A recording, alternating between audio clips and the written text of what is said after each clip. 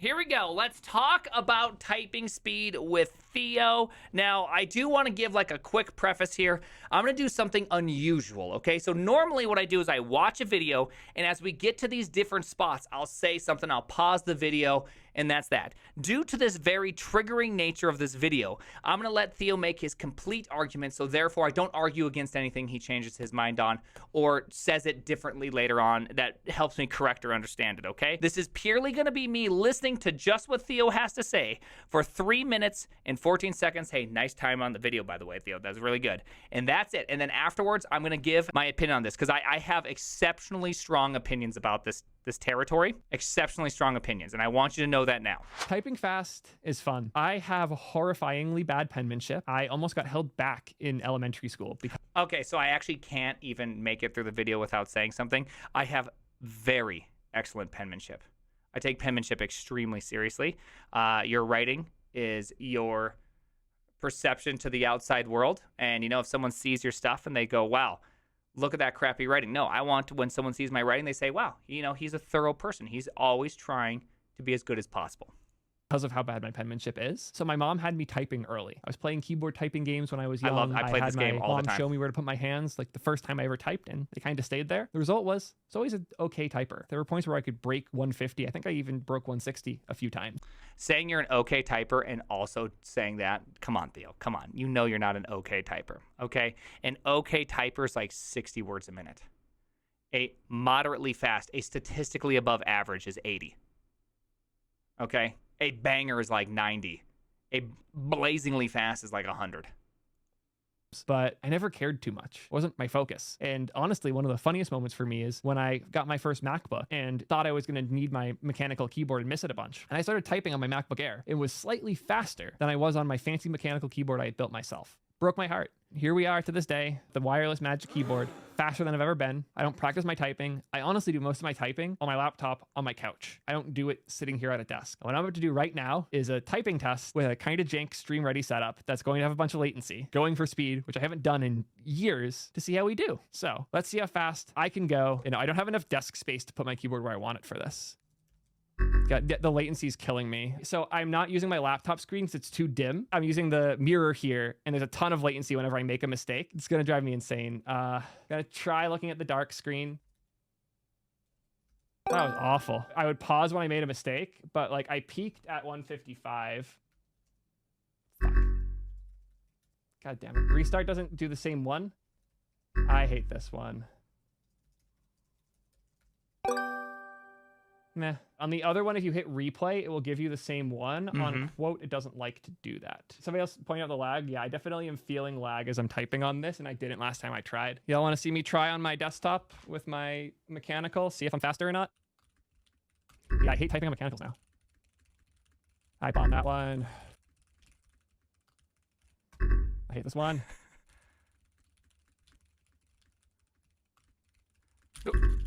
I hate mechanical keyboards. Wow, I see people in chat who are now trying on their MacBook keyboards and are surprised at how fast they go. Somebody broke 171 on their MacBook. That's nuts. Yeah, I can barely break 130 on a desktop keyboard. I'm trying not with, to like, talk. Mechanical. I told you I'm not going to talk. The point I'm here mostly to make is that your typing speed kind of stops mattering after a point. Even 100 words per minute, it basically stops mattering. After 80, you're going to type as fast as you can think. It's fun to do. It's fun to flex. Like, I'll sit here and make jokes about it, sure. But just because I can type faster than you doesn't mean I can code faster than you. In fact, those things have nothing to do with each other. If you're not quite at 80 yet, I'd put the effort in to get there. Make sure your hands are placed correctly on the keyboard and put a little bit of time into practicing. Once you're confidently at 80 plus, it really doesn't matter that much. Everyone should be able to type fast enough to not feel hampered by their keyboard, but nobody needs to type so fast that they can type like beyond the speed of thought. Stop caring so much about your keyboard typing speeds. Focus more on your speed to deliver things after you've thought of them. Some of the best programmers I know are still peck typers. It really doesn't matter too much. Hope this was helpful. YouTube seems to think you're gonna like that video, so check it out if you haven't. And thanks Smooth Operator for making me wear a hoodie this whole video, because goddamn, I hate this. Typing fast. Okay, so many thoughts there. First off, Theo, it kind of feels like you're ripping me off for the last couple weeks. I keep saying over and over again, 80 is kind of the minimum amount of typing speed. Theo, come on, where's that shout out, Theo? Come on, Theo! So I do completely agree with the take in the sense that becoming a good typer is a massively important thing you can do with your life. You spend an inordinate amount of time interacting with your keyboard. This is just very, very important. And you can even extend this notion into learning your editor really well is also very, very important. being able to just bring up what you need when you need it as fast as possible with as minimal amount of thought, even if it takes an investment to begin with, is a really good thing to do. I am completely and will forever always be on this team. It's just how I operate. That's just I don't get it, right? Because even if you're not coding, so let's just set the coding aside. You're sending Slack messages, you're sending emails, you're responding to things, you're jumping on Twitter, you're responding in Discord, you're doing a bunch of other ancillary tasks that all interact with your keyboard. Now, if you're slow on those things, damn it, why is this thing so loud? Shut up. All right, sorry, cut that out. But if you're slow, all of those other things are just going to add time. And second off, if you don't know how to type without looking, when you're programming, you have to do two things. You have to think of the task at hand. Well, actually, you have to do three things. You're thinking of the task at hand. You're having like your current little RAM being occupied by the exact thing you're typing. And then you're also double checking by looking from your keyboard back to your screen if you're even typing it correctly. Now, those are all things that obviously Copilot helps a whole bunch. Good LSPs help a whole bunch where you don't need as good of typing as, say, you once did. But nonetheless, you're still going to need it always. Like, it's always going to be a part of there, at least anytime in the near future. Now, the distant future, 20 years from now, I can't tell you what life's going to be like. But I can tell you right now, it's just completely nuts. Anyone that argues the difference. And you see this all the time. I've gotten roasted on TikTok more than anything else with people telling people that I'm completely wrong, saying typing fast is a good thing, that you just think most of the time. Well, let me tell you this. Let me just do a little side story here. Let's just think about it in this kind of perspective. If you were to go and just try out a coding idea, you've been stuck on this problem for a while. Me personally, I explore with my hands. You know what I mean? I go out there, I have an idea, I sit there, and I put all my effort into it, and I go and I try out an idea. And I just did this yesterday. I tried out an idea. It's about 200 lines of code in Rust. I typed it all out, got all the way through it, got done, and then I go, okay, let's try a different idea. Coded out a second idea. That one was about 350 lines of Rust. Got them both out yesterday. And I chose one over the other because I took what I learned from the first one, things I did and didn't like about it, and rebuilt it into something better. And guess what? It made a massive difference. The fact that I could go and explore these things. It wasn't just that I theoretically put it upstairs. I put it on paper and started typing it out and became good at the thing, and then was able to go, okay, yeah, no, I hate that, I love this, and able to redo it again. 2 different prototypes solving the same problem and coming off like with completely different results. And guess what? The speed I could type allowed me to get through both of these examples within like a half an hour.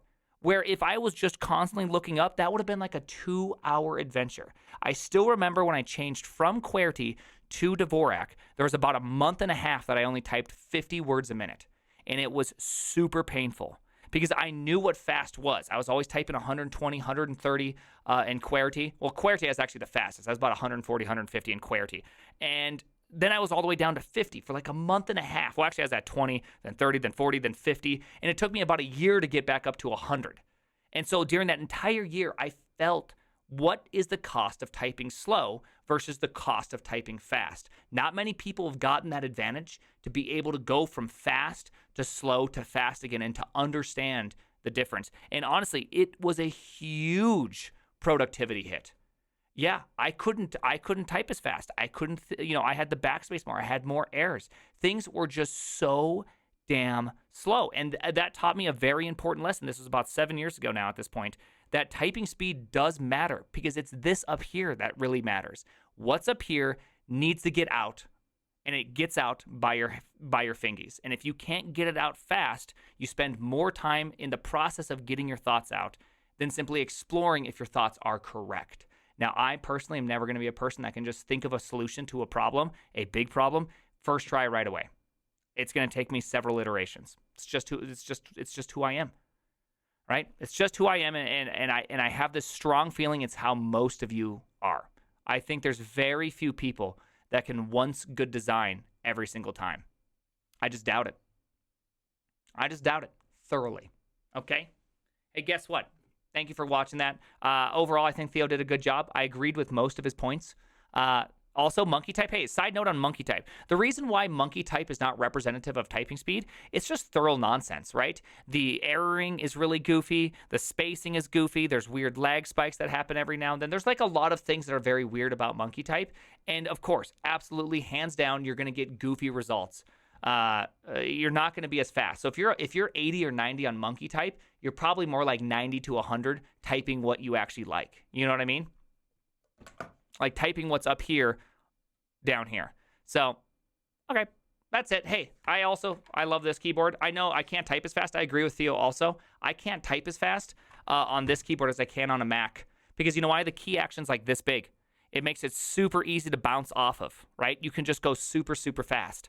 But I don't type on one of those small keyboards because if I start doing that, within 1 week, I actually have tremendous pain down the side of my arm, right? And so I had to back away. I learned Dvorak such that I could reduce my pain. And then after learning Dvorak, I still had pain, but it was greatly reduced. And then that's why I got this keyboard.